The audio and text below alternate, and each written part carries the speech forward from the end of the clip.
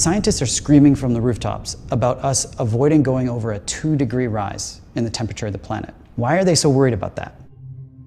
If we go over that amount of warming, there are feedback loops in our ecosystems, tipping points that climate change could spin out of control, and it happens like that.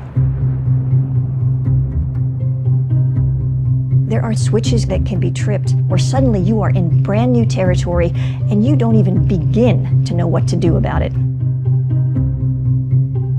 This is not a linear kind of problem that we're dealing with. This is very much an exponential kind of problem. Right now, we're on the edge of 3 major tipping points. The first one is the Arctic ice cap. That ice cap's like a mirror. It reflects the sun's light off of the Earth and keeps it from warming us up. But as it melts, you get a smaller mirror, which means a warmer Earth, which means more melting, which means more climate change. Another example is Arctic methane. We've got a gigantic amount of methane gas frozen into the tundra, and it is 50 times as toxic as CO2 is. It's CO2 on steroids. As it warms, and that methane gets released, it then causes global warming to get worse, which means it warms more, which means more methane released, which means worse warming, and all of that process spins out of control. Another example of a tipping point is ocean acidification. As you get more CO2 in the atmosphere, a lot of it actually is going into our oceans. And a lot of stuff, like plankton, can't live in that kind of acidified water. And plankton is the basis of the food chain. If the plankton die, we lose the whole ocean ecosystem. These kinds of feedback loops and tipping points are what keep me up at night, that we will hit one before we're able to turn things around. Even if we went cold turkey today because of the time lags in our climate system, we've already signed up for things that we can't see yet. We live in a razor-thin livable universe. Just a few kilometers below my feet, it's too hot to live. Just a few kilometers above my head, the air is too thin to breathe. It's not about a few more droughts and a few more storms. It's about a catastrophic shift in this fragile balance of our biosphere that threatens everything we love.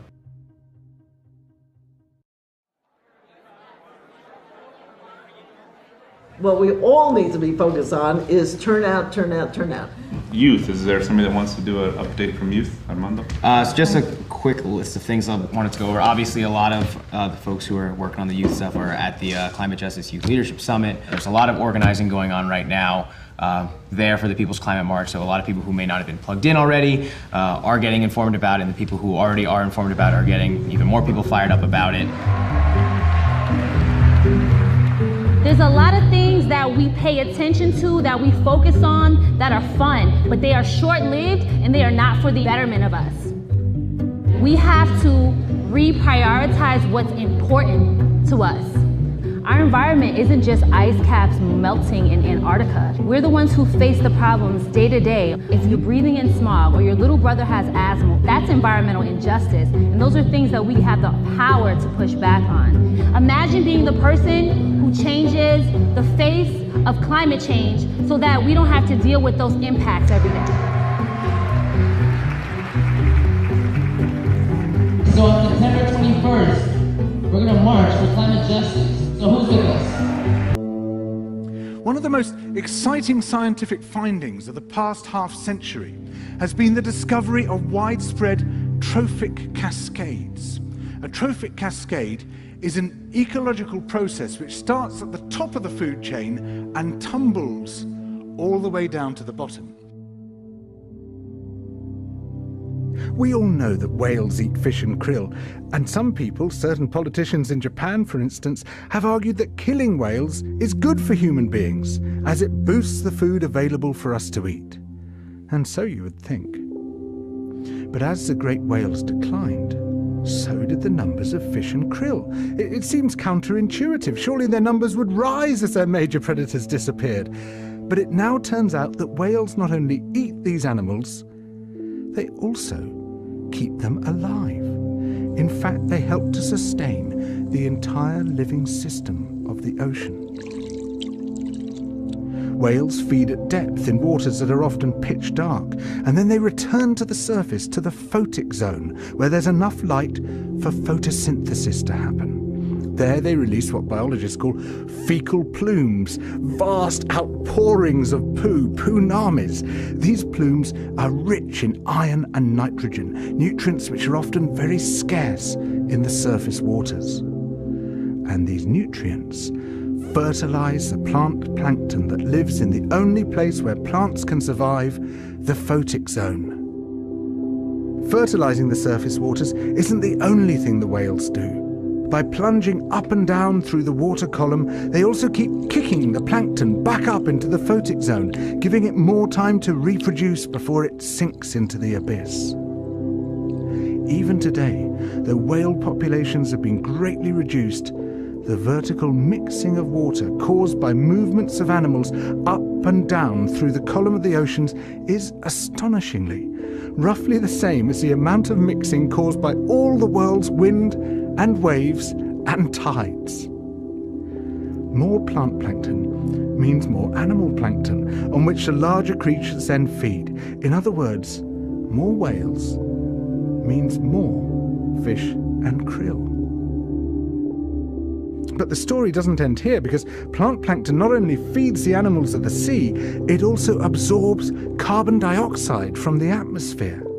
When eventually it sinks to the ocean floor, it takes this carbon out of circulation down to a place where it remains for thousands of years. The more whales there are, the more plankton there is. The more plankton there is, the more carbon is drawn out of the air.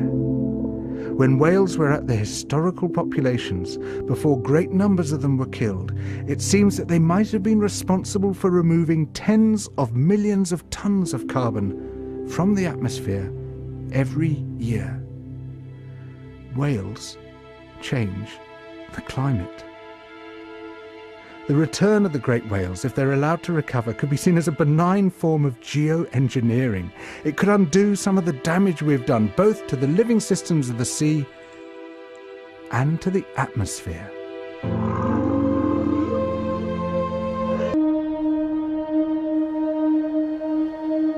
Everything is changing.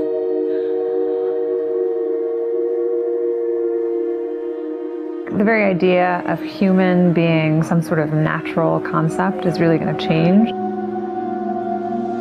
Our bodies will be so high-tech, we won't be able to really distinguish between what's natural and what's artificial. Inside our own heads is the most complex arrangement of matter in the known universe. You might ask yourself, can we get to be superhumans?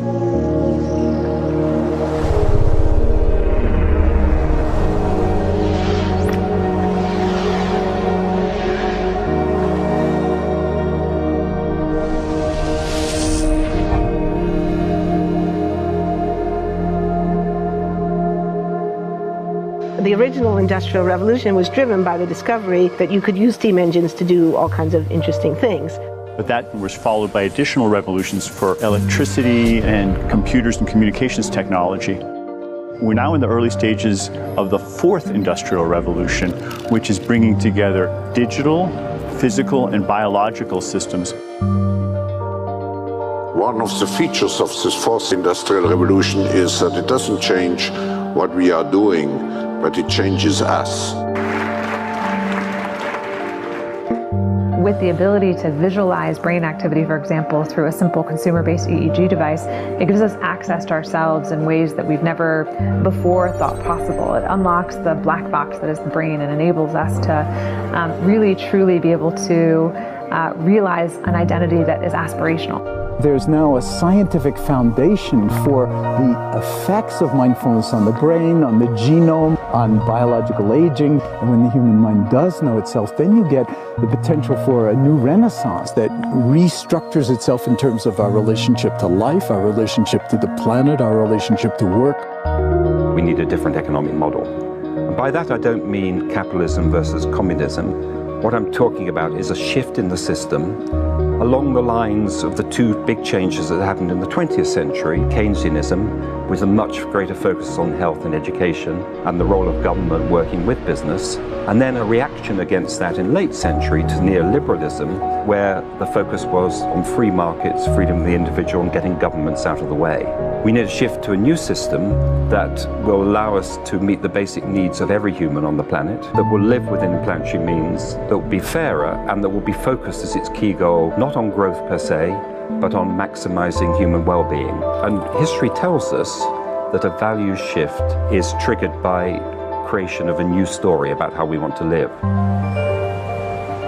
I see the circular economy as something which fits very closely with mankind's goal to be innovative and creative and to always progress. We can use asset tracking, we can use IT, we can use 3D printing to enable this different economic model to recover materials, feed them back into the economy, and really to decouple growth from the resource constraints we have.